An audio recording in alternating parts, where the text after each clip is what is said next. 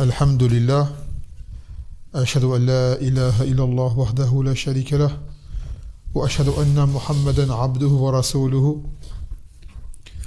أما بعد. Bon, là vous m'entendez mieux là, j'imagine. Bon, si personne ne me répond, je pense que c'est bon. Ahmed, tu m'entends?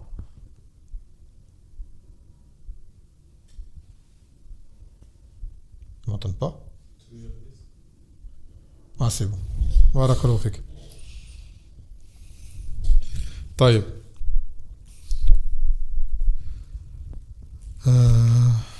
La page, pas la page. Donc on est rentré la dernière fois dans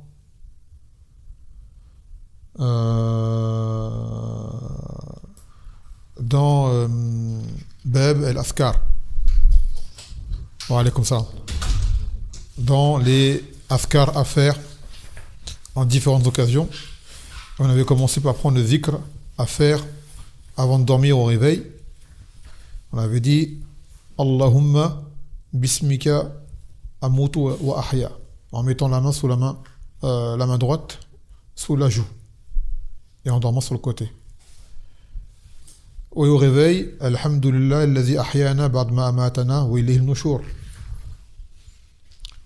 Après on avait pris comme zikr avant de rentrer aux toilettes al-khala Allahumma inni a'udhu bika min al-khubuth wal khaba'ith. Et on avait pris un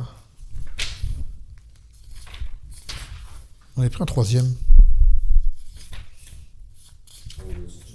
Et ouais, Khuruj min al-bayt. C'était quoi? Qu'est-ce qu'on dit en sortant de la maison? Ahsantum. هذا نعم. بسم الله توكلت على الله لا حول ولا قوة إلا بالله. Et celui qui a dit cela, qu'est-ce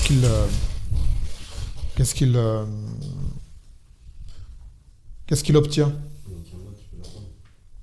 Non, Biznillah Ta'ala, qu'il est guidé, Hudita, wa Kufita, wa Ukita. Taïb, on va prendre troisième hadith de ce bab, qui est le 43e hadith de Kitab. Dua al-khuruj min al-manzil. Donc maintenant c'est non. Dukhul, non. Avant ça, c'est 44e hadith et 4e de ce bab. Ta'wiz al-atfal. Donc maintenant c'est invoquer la protection pour les enfants. Car les enfants de eux-mêmes ne pourront pas le faire. Enfin, ils peuvent le faire, mais ils n'y penseront pas. Et ils n'auront pas le cœur comme l'aura l'adulte. Et il y a enfant, il y a enfant. Là, c'est vraiment les petits. Ah, mais un enfant qui mouillise, il peut l'apprendre et le faire. Mais un qui est tout petit, tu vas lui dire répète, il va le répéter. Mais au moment de le faire, il ne saura pas qu'à ce moment-là, il faut qu'il le fasse. فيقول تعويذ الأطفال. يقول عن ابن عباس رضي الله عنه قال كان النبي صلى الله عليه وسلم يعوذ الحسن والحسين رضي الله عنهما ويقول أعيذكما بكلمات الله التامة من كل شيطان وهمة ومن كل عين لامة. رواه البخاري وأبو داود واللفظ البخاري أعوذ. Donc selon Ibn Abbas, il dit que le Nabi sallallahu alayhi wa sallam wa alaykoum salam, faisait les du'a, c'est-à-dire pour que Allah protège Al-Hassan ou Al-Hussein. Et il disait, je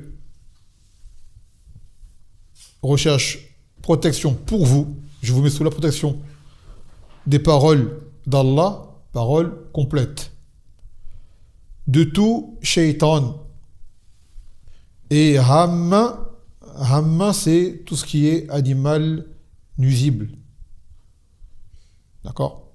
Et kulli aynin lamma, et de tout mauvais œil. Donc là, le Nabi sallallahu alayhi wa sallam faisait cela avec qui? Avec ses petits-enfants, ses petits-fils, car Al-Hassan ou Al-Hussein étaient les enfants de Fatima, de Ali. Ali était leur père, et leur mère c'était Fatima. Et là ils étaient petits, d'accord? Lorsque le Nabi sallallahu alayhi wa sallam faisait cela, ils étaient vraiment tout petits. Donc là, ça nous enseigne la chose à faire avec les enfants en bas âge. Parmi les principales causes que l'on fait pour leur guider déjà, c'est les askar. Puis s'en suivra la tarbiya, l'éducation et l'apprentissage. Mais petit déjà, l'une des grandes causes pour préserver l'enfant, c'est les doigts qu'on fait pour lui. D'accord? Et surtout que les enfants sont fortement exposés à ces mots-là cités. Et Ouaïn, quand c'est des enfants qui sont beaux, tout le monde les regarde. D'accord? Tout le monde vient, il les prend, ils leur tirent les joues, ils leur font des bisous. Et, oh, il est trop beau ton fils, oh, il est trop beau ton petit-fils, oh, il est très belle ta sœur. Mais il n'y a pas beaucoup qui disent Allouma barik. Oh, masha'Allah. Donc ça va vite. Et également, les shayatines prennent pour cible les gens faibles. Ouakada. Donc, lorsqu'il dit u'idhukuma, ay yaqulu u'idhukuma wa tafsir wa bayan li yu'awwidha. C'est le fait de les mettre sous la protection de quelque chose. Et là, ce quelque chose, c'est les paroles d'Allah qui sont parfaites. Et ça peut être la parole d'Allah directement, donc le Coran, le Coran kalamullah, d'accord? Et les meilleurs versets par lesquels on cherche protection près d'Allah Azza wa Jal, c'est, ou de meilleures sourates, on va dire plutôt, c'est quoi? La Fatiha, mais avant cela, on a deux précises qui sont nommées comme étant les protectrices. Al-Nas ou Al-Falaq. Aïwa. Al-Nas ou Al-Falaq sont vraiment, Al-Mu'awwazatayn. Vraiment, les deux sourates, elles sont faciles à apprendre, faciles à retenir. Surat Al-Baqarah également. Tu vois, mais qui c'est qui peut apprendre Surat Al-Baqarah? C'est pas tout le monde. Alors que celles-ci, elles sont à la portée de tout le monde. Donc c'est une facilité. Et d'ailleurs, elles font également partie des askars du sommeil. D'accord? Parce que la dernière fois, on a pris un zikr, il y en a plein d'askars avant de dormir. Il y en a plein. Et ce qui montre également que Kalimatullah, c'est sa parole et qu'elle est incréée. Car tu ne peux demander une protection dans ce genre de situation que par un attribut d'Allah Azza wa Jal, par Allah ou un de ses attributs.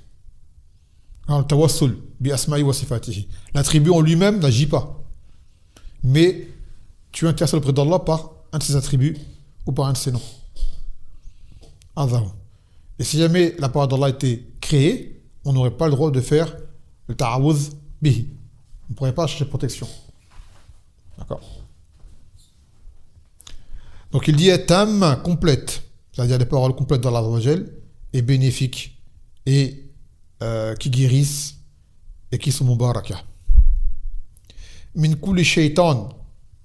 Le shayatin, là, c'est parmi les djinns et les ins, parmi les hommes et les djinns. Il y a des shayatines chez les humains, il y a des shayatines chez les djinns. Ça veut dire qu'un shaytan, il peut être devant toi. Tu ne le vois pas, c'est un djinn. Il peut être devant toi, c'est un djinn sous une apparence humaine, et tu peux l'avoir devant toi, c'est un humain. C'est un shaytan.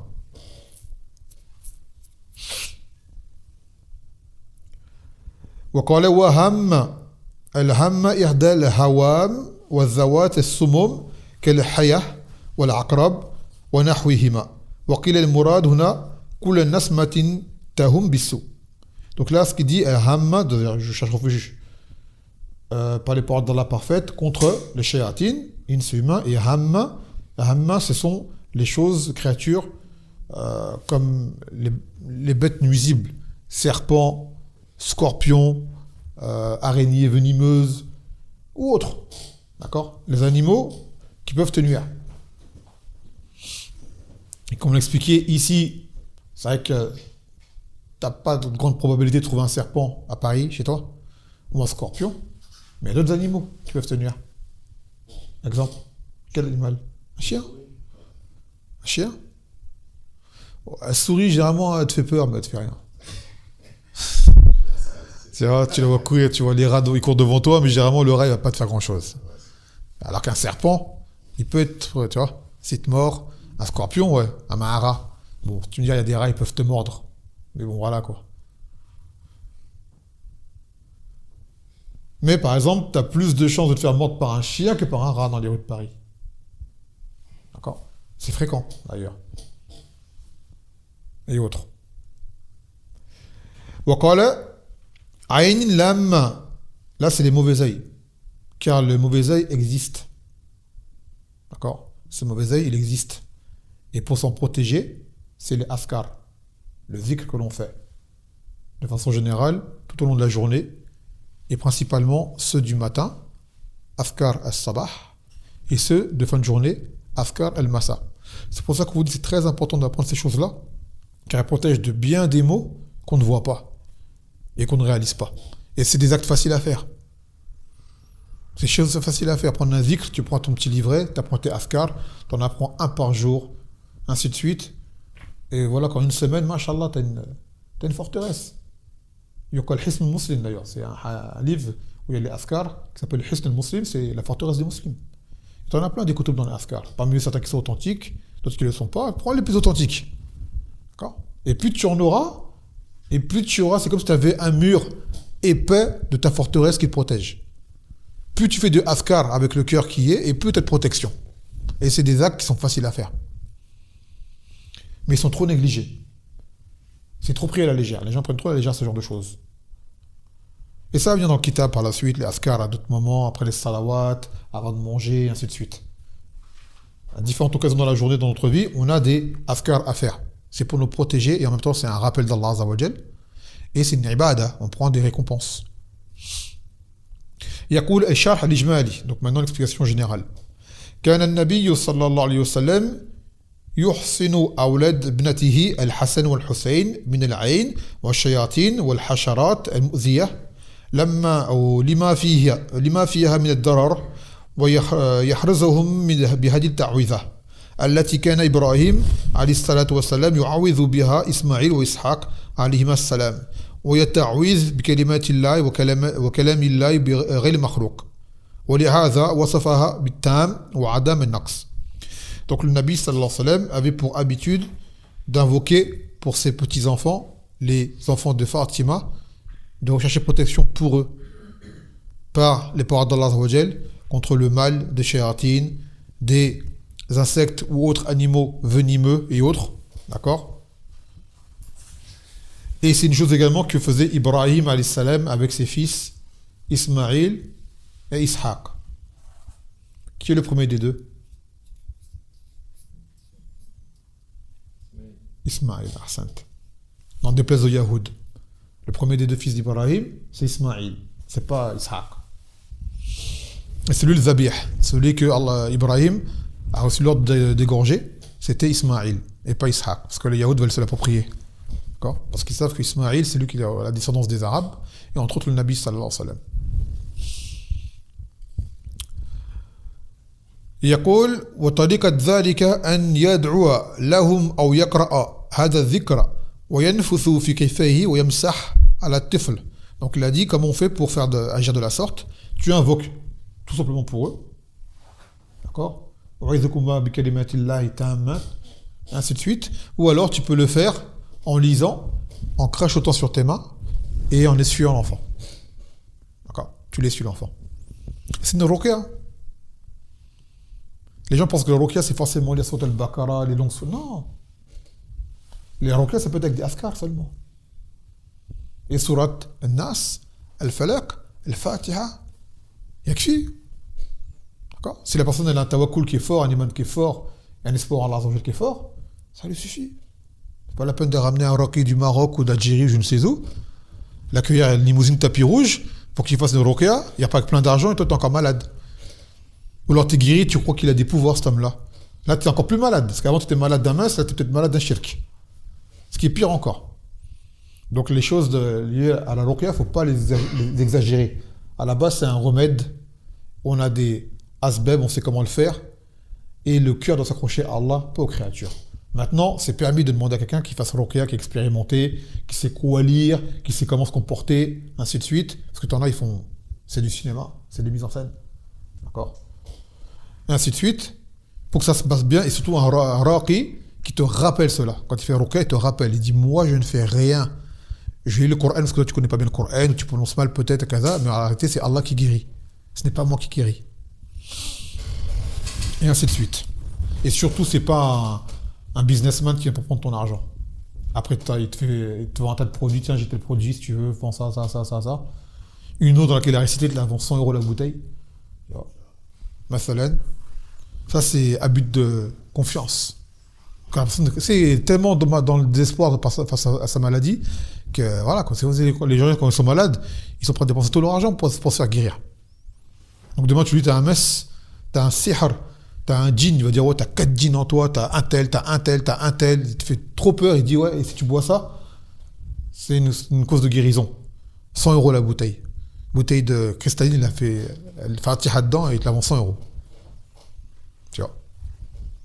Par exemple, entre autres. يقول فوائد الحديث مشروعية تعويذ أولاد بهذه التعويذة المباركة. Donc il est légiféré de chercher la protection pour les enfants par ces paroles-là, par ces zikr. ثانيا أن كلام الله غير مخلوق لأنه لا يستعيذ لا يستعاذ بمخلوق. Ce qui prouve que la parole d'Allah n'est pas créée. Car la parole d'Allah, c'est un de ses attributs. Car on ne peut chercher protection dans ce genre de situation par une créature.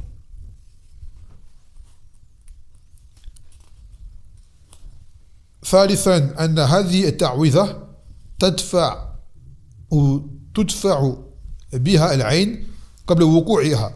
Donc en fait, cette demande de protection, c'est comme une forme de vaccin. À la base, tu le fais avant que ça n'arrive.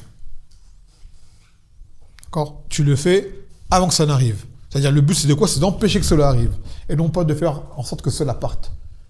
D'accord? D'empêcher que l'enfant soit atteint par les shayatines, qu'il soit atteint du mauvais œil, ou qu'il soit atteint par des créatures nuisibles. C'est avant que tu le fais. رابعا ثبوت تأثير العين في من تصيبه. Ce qui prouve que le mauvais œil a un impact sur la personne qu'on est atteinte. Ce n'est pas une légende, ce n'est pas un mythe, c'est une réalité. Et il faut y croire. Et cela ne t'arrive que parce qu'Allah Azza wa Jal l'a permis que ça t'arrive. D'accord? Et après, il y a différentes sagesses derrière. Peut-être pour t'inciter à aller plus de l'avant, te réveiller, faire plus d'adoration. Allah Azza wa Jal voit que tu es loin de lui et que la seule chose qui va te rapprocher de lui, c'est de l'adorer. Et que pour cela, il te faut une pression pour que tu l'adores, donc une maladie, un aïn. Et pour t'en guérir, plus de Coran, plus de salawat, moins de péché, ainsi de suite. Et t'en sors guéri, et Inch'Allah, t'en sors meilleur, religieusement parlant. D'accord? Parce qu'après, c'est pas une fois que tu es guéri, tu retournes en arrière. Tu remercies Allah de t'avoir guéri, et le remerciement, c'est de continuer de perdurer là-dessus. Et normalement, en théorie, ça te fait du bien. D'accord? Celui qui fait plus d'adoration, il se sent mieux dans son cœur. Donc, ce serait bête, après avoir ce sentiment de bien-être, de retourner en arrière. Tu dis, j'ai senti ce sentiment-là, je veux le garder, le conserver, donc je continue sur la lancée. Bismillah ta'ala. خامسا أن هذه الاستعاذة سبب للوقاية من الضرر الموجود في هذه الجهات الثلاث الشياطين والهوام وعين اللينس. Donc cette isti'adha, c'est une cause de protection contre le mal présent dans ces trois choses: les shayatines, les créatures nuisibles et le mauvais œil porté par l'être humain. Non. Donc ça, c'est un enseignement qu'on a du Nabi sallallahu alayhi wa sallam pour nos enfants.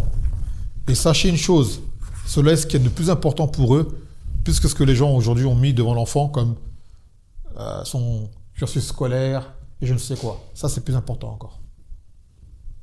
D'accord? Faire cela pour ton enfant est meilleur que tout le reste. Car depuis petit, tu lui apprends à se remettre à Allah Azza wa Jal. Dans tout ce qui entreprend dans l'avenir. Tu as des gens, mais ils ont fait un cursus scolaire à l'école, et au final, ils n'en ont pas tiré grand profit, tu vois. Et tu en as d'autres, ils n'ont pas fait grand-chose, mais ils sont revenus vers Allah Azza wa Jal, Allah les a élevés. Il leur a accordé de ses grâces. Et de toute façon, au final, quoi qu'il en soit, c'est quoi la finalité de tout ça? C'est le Jannah. Donc, voilà quoi. C'est pas, comme on l'a expliqué la dernière fois, c'est pas ton diplôme ou ta formation qui va te faire entrer au Jannah. Sûrement pas. C'est toi, c'est ta religion. Et cette religion, elle commence à être inculquée à l'enfant depuis l'enfance. Et lui rappeler qu'il faut qu'il meure dessus, c'est toute sa vie. C'est pas jusqu'à 16 ans, après une fois que tu as 16 ans, c'est bon, c'est fini. Comme à l'école, 17 ans, c'est fini. T'attends de l'école, c'est fini. Non, c'est jusqu'à la mort. Et en toute situation. Comme a dit le Nabi sallallahu alayhi wa sallam, ittaqillah haythuma kunt, crains Allah où que tu sois. Et en toute situation. Et que dans le Coran, Allah dit Ya ayyuhallazina amanu ittaqullaha haqqa tuqatihi wa la tamutunna illa wa antum muslimun. Ô vous qui avez cru, craignez Allah comme il se doit et ne mourrez qu'en étant en pleine soumission. Wa'bud rabbaka hatta yatiyaka al-yaqin. Et adore ton Seigneur, c'est ce que te vienne la mort. Donc la religion, c'est à vie, en toute situation et à tout moment. Taïb. Donc maintenant, on va prendre le 5e hadith de ce bab et qui est le 45e de ce livre et qui est cette fois-ci al-zikr inda dukhul al-manzil. C'est le dua à faire, le zikr à faire en entrant dans la maison, quand tu rentres chez toi. An Jabir رضي الله عنه أن النبي صلى الله عليه وسلم قال إذا دخل الرجل بيته فذكر الله عند دخوله وعند طعامه قال الشيطان لا مبيت لكم ولا عشاء وإذا دخل فلم يذكر الله عند دخوله قال الشيطان أدركتم المبيت وإذا لم يذكر الله عند طعامه قال أدركتم المبيت والعشاء رواه مسلم. Donc maintenant, c'est le dua à faire quand on rentre chez soi. On est dehors, maintenant on rentre. C'est un hadith rapporté par Jabir. Que le Nabi sallallahu alayhi wa sallam il a dit que lorsque l'homme rentre chez lui et qu'il évoque Allah azza wa jal en rentrant chez lui, et cette évocation c'est de dire Bismillah. C'est de dire Bismillah quand tu rentres chez toi. Alors celui qui fait cela, Shaitan dira, c'est-à-dire à ses acolytes, nul refuge cette nuit pour vous, c'est-à-dire dans cette demeure, dans cette maison-là. Et ni acha, pas de dîner, parce qu'il a dit Bismillah. Donc tu as fermé la porte. وإذا دخل فلم يذكر الله عند دخوله قال الشيطان أدركتم المبيت ولم يذكر الله عند طعامه قال أدركتم المبيت والعشاء. Et si jamais la personne rentre chez elle sans citer le nom d'Allah Azza wa Jal, d'accord, et ni lors de son repas, alors le shaitan il dira vous avez ce soir l'hospitalité, c'est-à-dire le refuge dans cette maison, vous avez le dîner. Donc on y voit que pour empêcher Shaitan de rentrer chez toi, c'est le dire Bismillah. Et l'empêcher de manger avec toi, c'est le dire Bismillah. T'imagines pourquoi on ferme nos portes à double tour? Pourquoi on a des portes blindées? Pourquoi on a un interphone? Pourquoi il y a un code? C'est quoi le but? Ah, voilà. Pour pas que les gens y rentrent. Et parmi ces gens-là, t'as des gens qui sont bien, ils sont gentils. C'est pas tout le monde qui rentre qui est mauvais.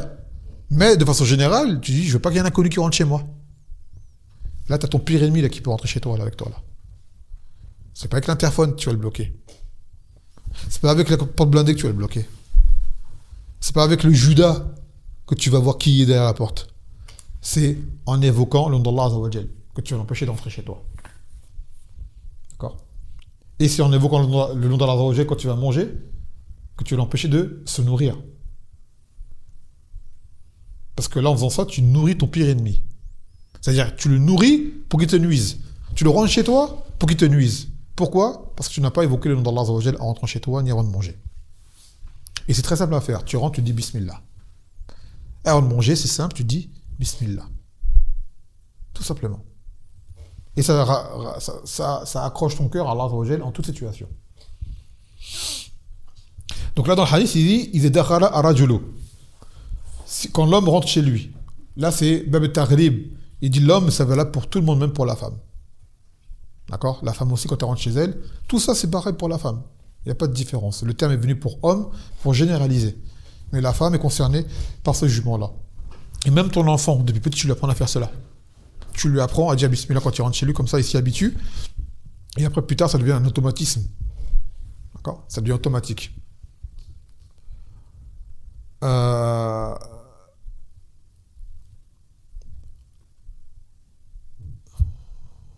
Donc au moment où tu manges, tu dis Bismillah Et tu manges avec quelle main? La droite, Pourquoi? parce que sinon on mange avec le shaitan. Non. Tu manges avec lui si jamais tu dis pas Bismillah. Mais si jamais tu manges de la main gauche, c'est quoi la cause de l'interdiction? Là, parce que la main gauche c'est fait pour pour faire voilà, nettoyer tout ce qui est, voilà, qui est pas propre, quoi. Ça, c'est une raison, mais la raison précise de ce moment-là, non, c'est pas ça. C'est entre vous deux, là. La réponse est l'intermédiaire. Lui, il est parti à droite, parti à gauche. Nous, on veut le milieu. Hein? Oui, mais pourquoi? Il a cité la raison. On a la cause. On sait pourquoi. Tu sais pourquoi? Mange pas de la main gauche. Je sais pas, quand un truc est sale, tout ça, comme un gauche. Non, t'as dit comme lui, c'est pas ça la raison. Tu peux te laver la main avant de manger. T'as lavé ta main avant de manger. Mais c'est à l'intérieur, ta main elle est propre. Malgré tout, tu manges pas avec la main gauche. Ni tu ne bois, ni tu ne manges avec la main gauche. Quelle raison? C'est facile, hein, les frères, hein, Allah.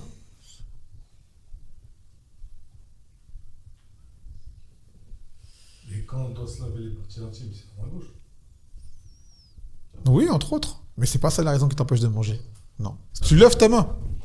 La main, tu la laves, donc c'est bon, ta main elle est propre. La façon dont Shaitan mange. Exactement. Parce que Shaitan mange de la main gauche. Faut pas lui ressembler. D'accord? C'est pour ne pas lui ressembler. Un homme a mangé une fois de la main gauche. Le Nabi, sa femme lui a dit, mange de la main droite. Il a dit mastata, je ne peux pas. Par orgueil, il pouvait, hein, mais juste parce qu'il voilà. Il a dit mastata, que tu ne puisses plus. Et depuis ce jour-là, il n'a plus été en mesure de lever sa main droite. Il a dit, Nabi Sallam, la takulu bishimel fena shaitan yakul bishimel. Ne mangez pas par la main gauche parce que shaitan mange de la main gauche. Et ressembler à shaitan, même au koufar, c'est interdit. Donc, manger de la main gauche, ça ne nourrit pas. Mais tu le ressembles. Tu aimerais ressembler à un shaitan? Non. Ah ben, manger de la main droite alors. Voilà. Il y a d'autres situations, il ne faut pas lui ressembler, mais celle-ci, c'est l'une d'entre elles. Le comportement du musulman, c'est de manger de la main droite. De boire de la main droite. Maintenant, des gens pourraient avoir... Les gens, on va dire, sont cartésiens, dire, mais attends, d'accord, j'ai dit bismillah. Si je dis bismillah, on rentre pas chez moi, shaitan. D'accord? Donc c'est pourquoi je vais dire bismillah avant de manger s'il n'est pas rentré chez moi. Il n'est pas rentré, donc c'est bon, j'ai obligé de dire bismillah, il n'est pas rentré chez moi. Vous savez quelle est une réponse? Celui qui a une réponse, il est trop fort, Allah Mubarak. Celui qui a une réponse, c'est incroyable. Je sais pas. C'est comme si tu rentres dans ça, faut dire c'est dans ça que tu manges, tu vois. Oui, Tu dis bismillah. oui, mais t'as pas répondu à la question. Non, c'est pour le rabaisser. C'est pour rabaisser le shaitan. T'as pas répondu à la question. Je répète la question. Tu rentres chez toi, tu dis bismillah. Donc c'est quoi le but de dire bismillah? On va chercher la protection. Que shaitan ne rentre pas chez toi. Ça? Taïeb, s'il n'est pas rentré chez toi, comment peut-il manger avec toi? Donc, où est l'intérêt de dire bismillah une deuxième fois avant de manger si avant de rentrer tu l'as dit qu'il n'est pas rentré? Tu vas dire c'est bon, il n'est pas rentré, donc je n'ai pas besoin de dire bismillah avant de manger. Il n'est pas là. Il va s'inviter pour manger. T'évoques Allah. Hein? T'évoques Allah quand même. Oui, je sais. Mais la cause, là, il a dit la asha lakum. C'est dans la nourriture. Hein? Dans la nourriture. De quoi dans la nourriture? Ouais, je crois que c'est ça. Je crois que c'est lié à ça, je crois. C'est lié à ça. Je sais pas, c'est quoi? Je pense que C'est pas dans la nourriture. Shaitan? Dans la nourriture? Non, pas dans la Non, mais c'est pas lié dans la à- nourriture, mais je sais pas, à table et tout. Ensuite, t'as dit c'est dit. Mais les- non. T'as dit bismillah pour pas qu'il rentre. Oui ou non? Taïeb. Donc là, il est pas là, oui, il est pas là. Ouais. Il y en a, ils disent pas, vous dites bismillah. Voilà. Quelqu'un peut venir te bloquer avec ça. T'as dit bismillah avant de rentrer? Oui. Pourquoi tu dis bismillah maintenant? C'est bon, il est pas là, shaitan. Comment tu réponds à ça?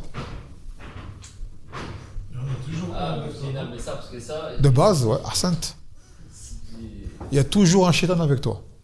Ça veut dire celui qui ne rentre pas, c'est Satan qui ne rentre pas. Mais ça peut dire qu'il n'y a aucun shaitan qui rentre chez toi. C'est comme les images.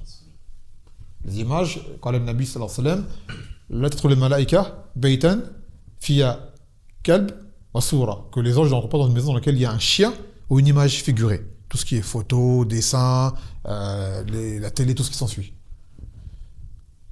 D'accord? Est-ce que maintenant ça veut dire que il n'y a aucun ange chez toi? Non. Non, c'est certain, c'est les anges de la Rahma qui rentrent pas chez toi. Et sans quoi, tu as toujours un ange avec toi qui te suit.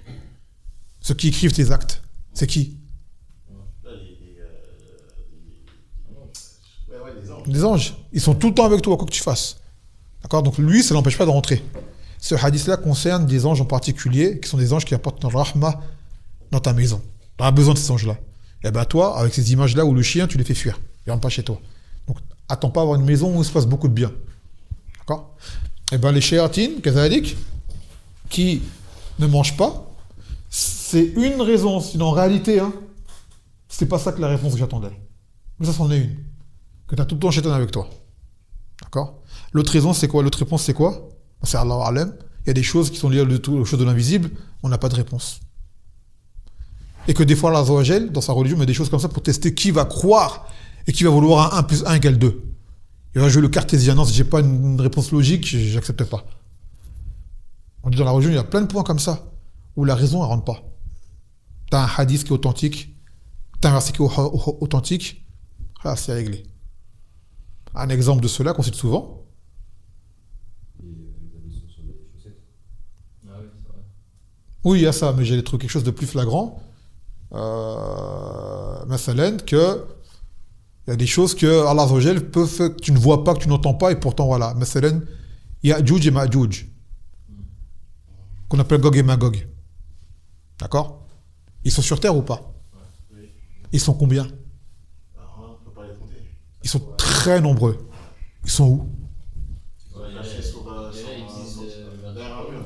Il y en a, ils disent quoi? Qui dit quoi? Non, mais dans des pays, ils disent des pays. Non, mais je te dis, ils sont où? Ah, c'est pas. Ils sont derrière un mur.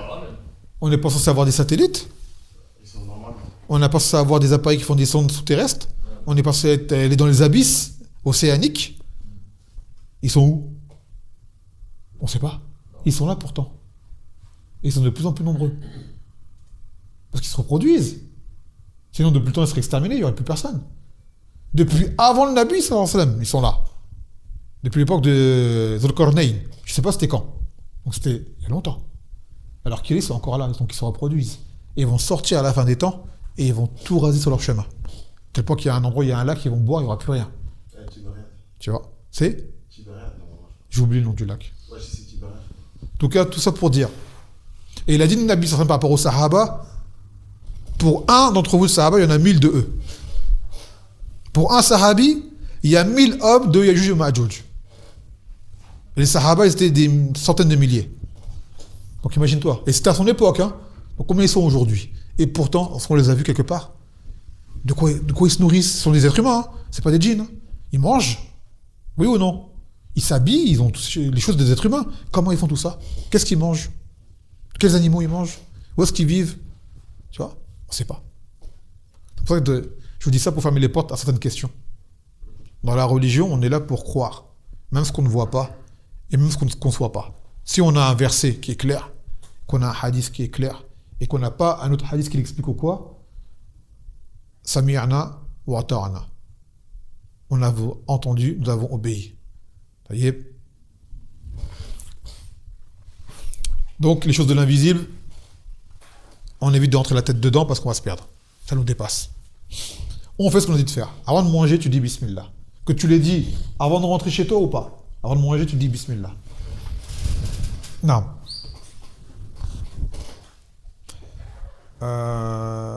طيب. Donc on va prendre les fawaïd du hadith.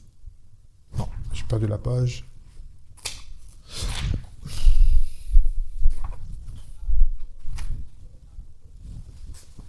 Excusez-moi, la page elle est où? طيب. مشروعية ذكر الله عند دخول البيت يقول بسم الله. Donc qu'il soit légiféré lorsqu'on entre à la maison de dire Bismillah. C'est aussi simple que ça. Bismillah. ثانيا أن البيت الذي لا يتحصن أهله بذكر الله تأوي إليه الشياطين. Qu'une maison qui ne se protège pas de la rentrée de Shaitan par le fait de dire Bismillah s'expose à des problèmes. Vous voyez tous ces gens-là que les gens ils adulent, qu'ils envient. Sur les réseaux, quoi. Parmi les koufars ou les... Voilà. Est-ce que vous savez ce qui se passe chez eux, dans leur foyer? Tu le vois dans une Lamborghini, tu le vois dans une piscine, tu le vois dans un jet, tu le vois... Mais dans sa maison, là, quand il est seul, quand il ferme son téléphone, là. Il y a quelqu'un avec lui pour voir comment il vit. Il y a quelqu'un dans son cœur pour voir qu'est-ce qu'il ressent derrière ce sourire qui te montre.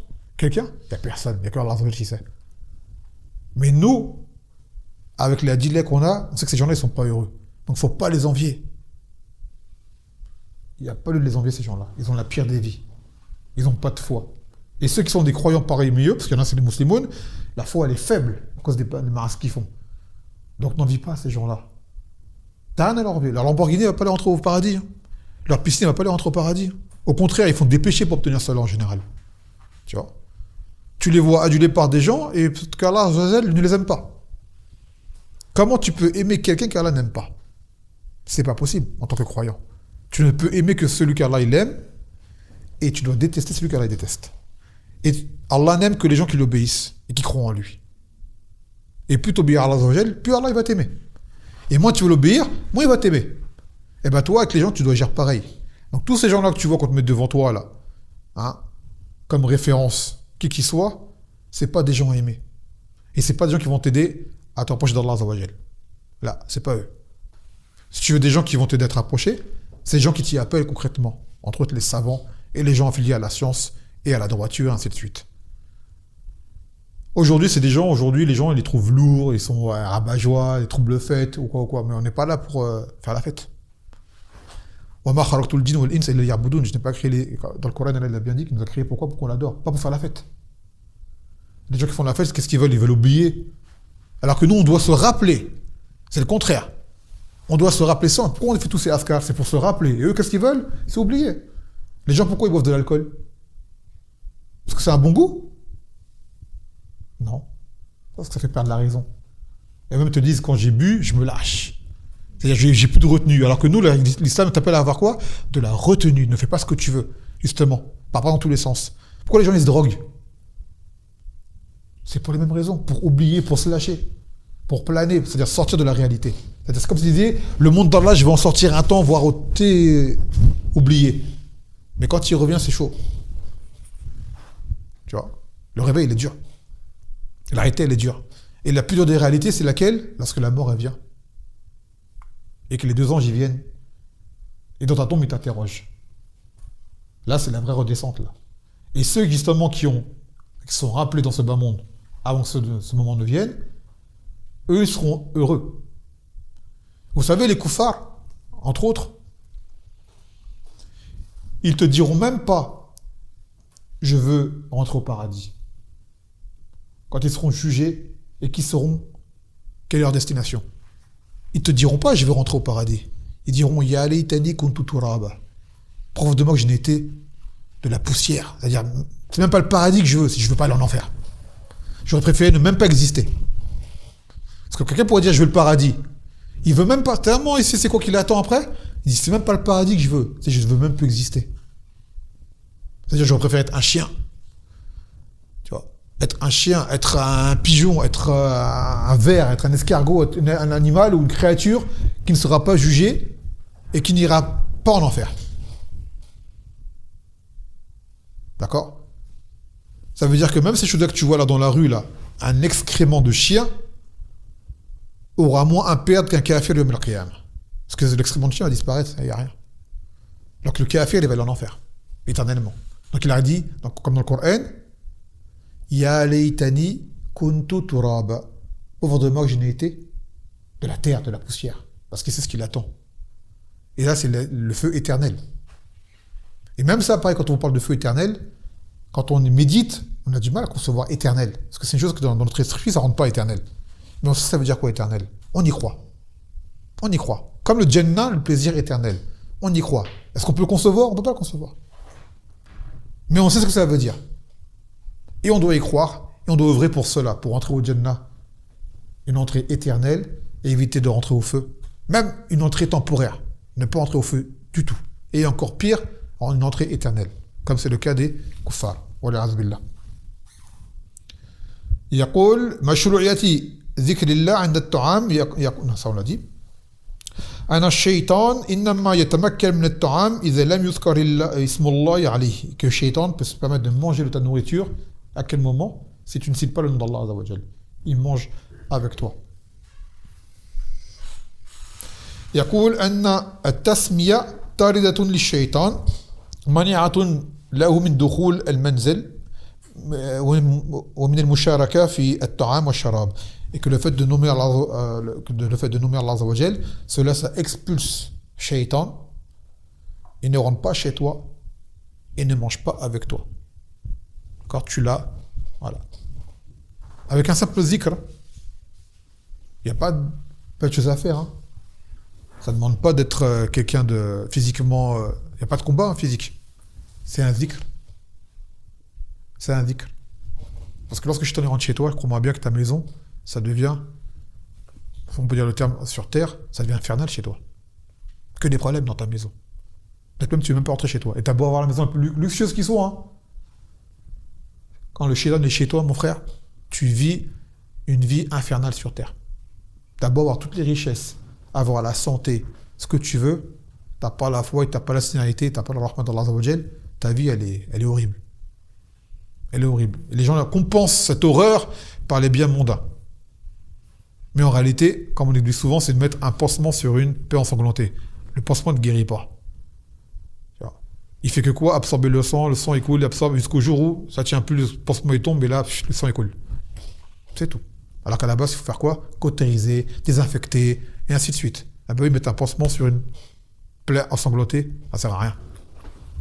Comme disaient certains, j'avais un ami à moi qui disait la phrase, je sais pas si c'est pas pris d'un philosophe ou quoi, c'est mettre du parfum sur ta crasse. Ça enlève pas la crasse. Quelqu'un qui se lave pas, il se parfume. Tu peux te parfumer toute ta vie, hein. T'es sale. Et un jour, l'odeur va sortir. Et de même que l'odeur de ta crasse avec le parfum, ça va être une odeur encore pire encore. Tu vois, encore plus nauséabonde. Donc ces gens-là, ils se mentent à eux-mêmes. Et nous, on ne doit pas se faire avoir par leurs mensonges.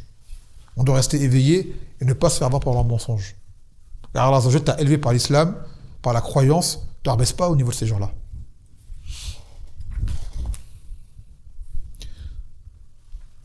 طيب. Et là, on va finir par dua dukhul al-masjid wal khuruj minhu.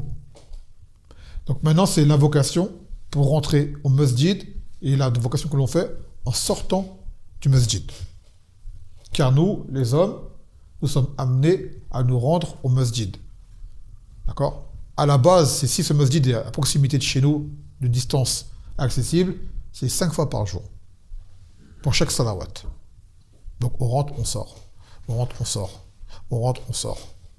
Et même cette entrée au masjid, elle a un zikr, et en sortir, il y a un zikr. Donc là, c'est le 46e hadith de ce kitab et le 6e de ce chapitre. Vous savez quoi? C'était ce zikr-là, on va regarder pourquoi je veux dire, parce qu'il est lié à la salat. Parce qu'après, c'est les afkar, après les salawat. Donc vous mieux les mettre ensemble. Ce sera plus approprié, Inch'Allah. Ouais. On va s'arrêter là. Inch'Allah, on va se contenter de ce qu'on a pris aujourd'hui. Naktafi bihadha al-qadr. Fa subhanaka wa bihamdik. La ilaha illa anta astaghfiruka wa atubu ilayk. Assalamu alaikum wa rahmatullahi wa barakatuh.